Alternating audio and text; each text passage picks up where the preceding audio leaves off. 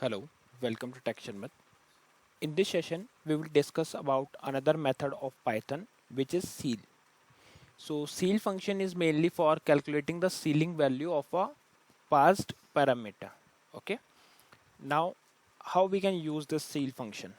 So in order to use this ceil function, first of all, we have to import one module, which is math, because ceil function comes with math module.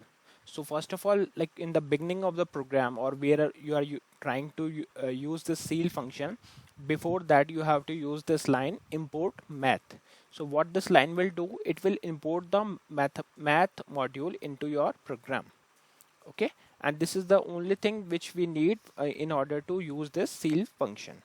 So once you imported this math tool, like there are many other modules that we can use and import, but for now we are just discussing about the math module because we are discussing about the ceil function.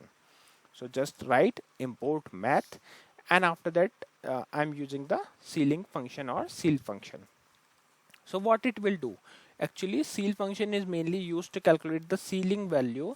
So whatever the value we are passing to it, it will calculate the nearest integer value in upside way. Means like here I'm writing 3.14. So it will calculate the ceiling value and it will print the output as 4, because nearest integer value for 3.14 in upside way is 4. Okay, so it will print the 4. So here I'm using it on line number 11. Result is my variable where I'm trying to store the output, which is retrieved by math.ceil function. So I'm writing math.ceil and input value is 3.14. So it will calculate the nearest integer value and then it will be stored into your result variable. Okay, and then we are printing the result value. Now to verify the output, I'm running the program again. So just dragging up my terminal. Here I will write python space session 61.py and hitting enter. So you can see it prints multiple output. For now we will just focus on the first line, which is 4, and it is coming from this scenario 1. Now look at the scenario 2. Here we are passing the value as minus 2.5. Other things are same, just we are changing the value with minus 2.5. So if we calculate the ceil value for this minus 2.5, it will return minus 2.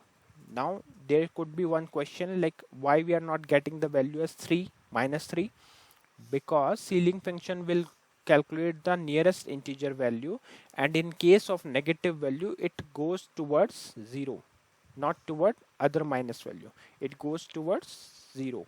So if you are trying to convert or calculate the ceiling value for a negative number, it always goes and find out the nearest integer value in backside, means in towards 0. Okay, so this question sometimes comes in an interview, like what is the difference between positive and negative value in terms of ceiling function. So you can simply answer that in case of positive number it will go to the nearest integer value upside, and in case of negative value it will calculate the nearest integer value towards 0. So the output would become minus 2. I hope it is clear. Now look at the third scenario. In third scenario, we are storing the value as 0. So if you are passing the value as 0, then it will not change anything because it is also considered as a integer value. So the output is same. 0 is the output. Now if you look at the fourth scenario, here we are using the math.ceil function, and the argument we are passing here is 12345.6789. So if we calculate the ceiling value for this number, it would become 123456 because it moves toward upside. So this point value will get changed into positive value, which is 123456. All right. Now we'll look into the scenario number 5. Here we are passing the value, but which is already a positive integer value. So I'm passing 42, and if you try to calculate the ceiling value of this argument, then it does not change anything and the output is same, 42. Okay, now look at the sixth scenario. Here we are passing the argument as minus 10. Same thing here also, it is also an integer value, although it is minus value, but still it will not get changed because there is no decimal points, right? If there is any decimal point, if there was any decimal point, in that case it will move towards 0, but right now there is no decimal point, so the output would be the same, minus 10. Okay, now look at the last scenario, which is 7th scenario. Here we are doing the same thing but in different way. We are using one variable, and that variable we are passing as an argument to the ceiling function. So what it will do, it will calculate the ceiling value for the value which we have stored in variable x.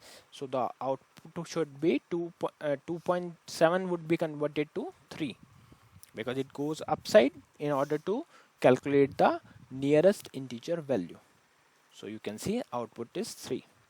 So these are the some ways or these are the some scenario where we can utilize ceiling function, and that's how it will give the output as per the different scenario conditions.